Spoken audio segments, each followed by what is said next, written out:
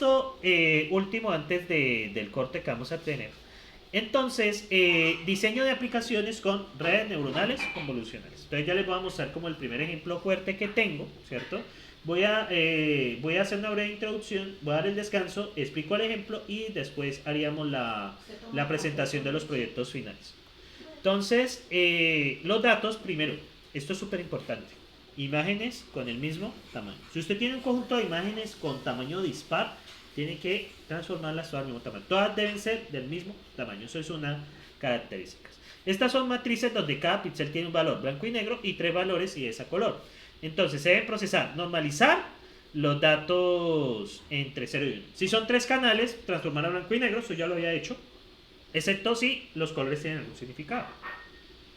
Convolución, ¿cierto? Esto consiste en tomar el grupo de píxeles y representarlos como un solo dato. Y para esto se utiliza una función que se denomina como kernel. Eso ya lo hemos visto. Y miren, por ejemplo, este es otro kernel. Este 2 aquí, ¿cierto? Esto es que hay varios kernels. Está este 1, 1, 1, 1, menos 1, menos 1 y menos 1. Pero hay otro que es este, ¿cierto? Que utilizan un 2 acá. Ese ayuda a resaltar ciertos bordes de la imagen. Sobre todo es muy útil cuando las imágenes no son muy rectas, que digamos. ¿De dónde sacaron esos kernels, muchachos? A base de mucha experimentación y de análisis. O sea, esto ha sido cosas que la gente ha encontrado y que ya se utilizan. Digamos que esa es una de las cosas que tiene el Deep Learning, que usted utiliza ya cosas que están hechas. Y bueno, entonces, bueno, este es otro kernel. Entonces, bueno, se denomina la función kernel. Luego, entonces, en realidad no se aplican un solo kernel, sino muchos, como les expliqué. Por ejemplo, podríamos tener 32 filtros, lo que corresponde a 32 matrices de salida. En total tendríamos 28 por 28 por 1 por 32 en las neuronas en la primera capa oculta. Entonces, luego del kernel, hacemos la convolución del kernel y se aplica una función de, por ejemplo, ReLU, ¿cierto? Una función. ReLU es la función de. ReLU es la función. Esperen un momento. Ah, sí, ReLU es esta función, ya me acordé. Es esta función. Donde. Bueno, esto es 0. Donde si x es menor que 0, entonces saca 0. Y en otro caso saca x. Esta es la función ReLU. Eso es para evitar negativos. El ReLU es un corrector, es un reajuste. ¿Por qué muchachos creen que sería conveniente utilizar ReLU? Por ejemplo, en el average, ¿cierto? ¿Qué pasó con el average cuando yo tenía esos números negativos? Esos números negativos, ¿qué pasó ahí? ¿Qué sucedió? ¿No se acuerdan del ejemplo que coloqué hace un rato? Lo manda a cero. Exactamente, me los manda a cero. Entonces, dado pues que el filtro me puede dar, entonces lo que uno hace es esto. Y miren, ¿qué ven ustedes después de que se... Miren, acá está la imagen inicial, aplico este kernel, ¿cierto? También puede ser con uno. Luego el kernel va a dar, hago la convolución está a dar pues pantallas 3x3 así, solapadas y se van tomando los datos. Hago la convolución y obtengo esto. Y finalmente al kernel convolucionado le aplico ReLU, la corrección, es decir, para sacar los negativos básicamente. Entonces, cuando aplico esa convolución, ¿qué ven ustedes allí con respecto a la imagen? Lo que está resaltado. ¿Qué ven ustedes ahí con lo que está resaltado? ¿Qué se detectó?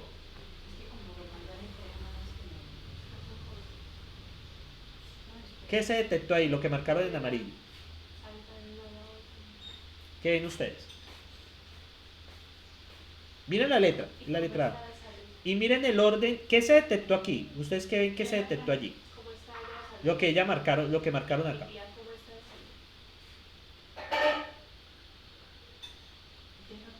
O no lo ven? No, pues yo no lo veo. Vale, Pues, esto acá representan los bordes de la A. O naturalmente no es el mismo tamaño, ¿cierto? Naturalmente no es del mismo tamaño. Esto está comprimido, ¿cierto? Cuando se hace la convolución, realmente comprime acá. Realmente esto representa los bordes que yo he detectado, ¿cierto? Son los bordes que yo he detectado. Pues obviamente no tiene ningún significado así visual. Pero esto es lo que reconoce la red. O sea, para esta red, si ella ha procesado una A antes, va a encontrar un patrón así. No sé si lo ven de esa manera. Se ha encontrado que la A para ella es así. No sé si lo pillan.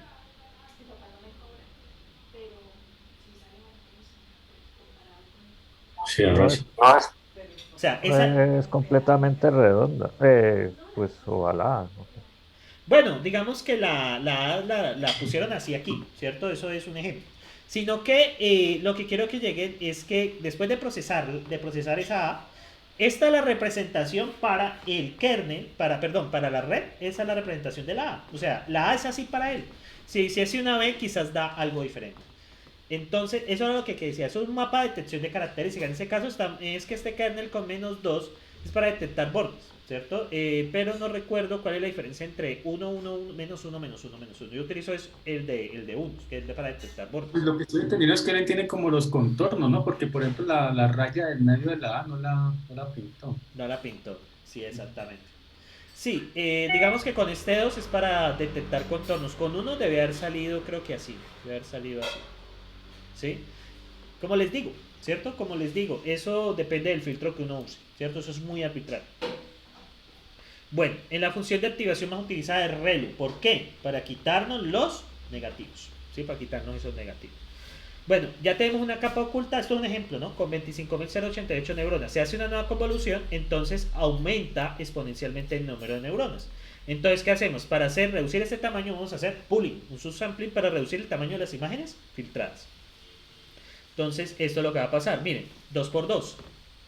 En este caso no fueron solapadas, miren. 2 por 2.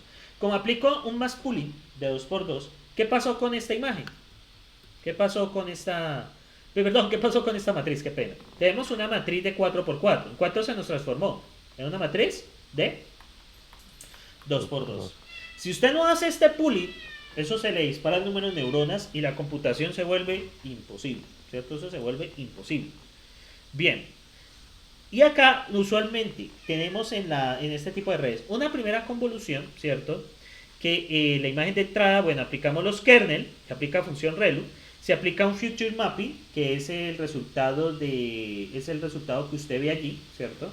Luego aplica más pooling y lo que hace es reducir el tamaño de la entrada. Si usted tiene un mapping de 32 mapas, de 28 a 28 por 1, ¿cierto? De features, que ha sacado después de la convolución, entonces si aplica más pooling de 2 por 2 le van a quedar 14 por 14 por 1, ¿cierto? La mitad. Por eso se suele utilizar un más pooling de 2, es el que más usualmente se usa. Y uno busca que las imágenes tengan tamaño par, pues para que queden bien cuadraditos. O sea, una recomendación adicional es que si se va a aplicar un pooling, pues que sea de tamaño par, eso es lo que uno buscaría ahí. Bueno, y después se hace una segunda convolución, ¿cierto? Esta es la primera convolución, luego se hace una segunda convolución, ¿cierto? Y al final, después de aplicar, obtiene la salida, que sería 7 por 7 por 64. Obsérvese, bueno, 7 por 7 por 64. Bueno, entonces, ¿cómo es la arquitectura de un CNN? Tenemos la imagen de entrada, tenemos la primera convolución, que es los filtros, el relu y bueno, segunda convolución y sucesiva, de acuerdo al diseño que usted tenga de la red convolucional, eso ya depende del modelo que esté usando. Luego viene una red neuronal multicapa, la que ustedes conocen, ¿cierto? Y una capa de salida, que nos va a decir la clasificación. O sea, hacemos todo este proceso, ¿cierto? Para al final configurar las entradas y hacerlo por backpropagation. O sea, lo que ustedes vieron de backpropagation se sigue haciendo aquí, ¿cierto? Se sigue haciendo aquí. Bueno, aquí utilizan una función de activación SOC más, pero también se puede utilizar sin móvil, o sea, ya depende allí del programa. Y eso es lo que vamos a hacer, ¿cierto? Ya en este punto. Esta es la arquitectura general de una red convolucional, o sea, es lo que nosotros hacemos aquí en general una red convolucional. Entonces, ahora voy a aprovechar ya el último segmento que me queda para mostrarles un ejemplo de una red convolucional y allí haríamos ya finalizado. No sé si tienen alguna pregunta hasta el momento.